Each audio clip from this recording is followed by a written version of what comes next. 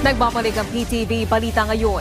Pinirmahan na ni Pangulong Ferdinand R. Marcos Jr. ang batas na nag-aamyenda sa Motorcycle Crime Prevention Act. Sa ilalim nito, kinakailangan ng mga bagong may-ari ng motorsiklo na mailipat sa kanilang pangalan ng ownership o pagmamay-ari nito sa loob ng 20 araw. Kinakailangan ding magparehistro sa LTO ang mga bagong may-ari sa loob ng 5 araw matapos mabili ang motor. Ang lalabag dito ay maaaring humarap sa hindi tataas sa 5,000 pisong multa. Mas bababa ito kaysa sa naunang 20,000 hanggang 50,000 na dating multa.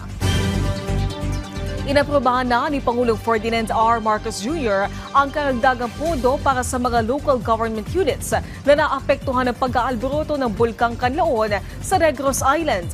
Ayon kay Office of Civil Defense Administrator, Undersecretary Ariel Nepomuceno, nasa 203 million pesos ang ilalaan dito na direktang ipamamahagi sa mga apektadong LGU. Tiniyak din ng pamahalaan ang patuloy na paghahatid ng tulong sa mga apektadong residente. Samantala, alamin natin ang ibang balita sa PTV Davao mula kay Jay Lagang.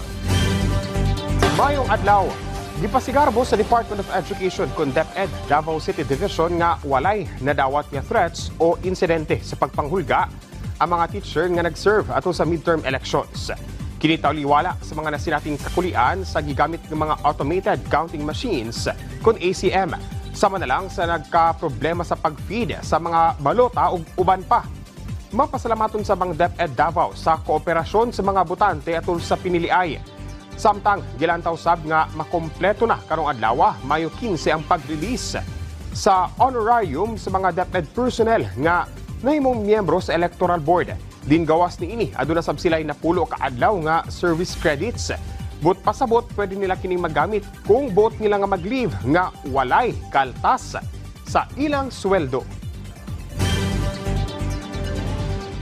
2 ka minor de edad ang namatay ug usang samdan tungod sa natumba nga sanga sa puno ang kahoy sa Purok Gis, Doña Salud sa Davao City natong Mayo 13 ning tuiga.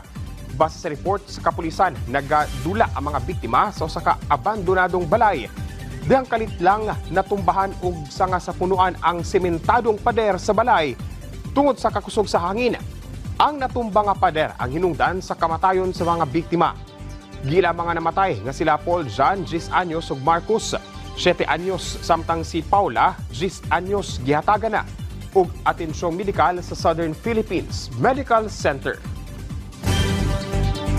Ug mo kadto ang mga nagunang balita dinhi sa PTV Davao. Ako si Jay Lagang. Mayong adlaw. Daghang salamat Jay Lagang.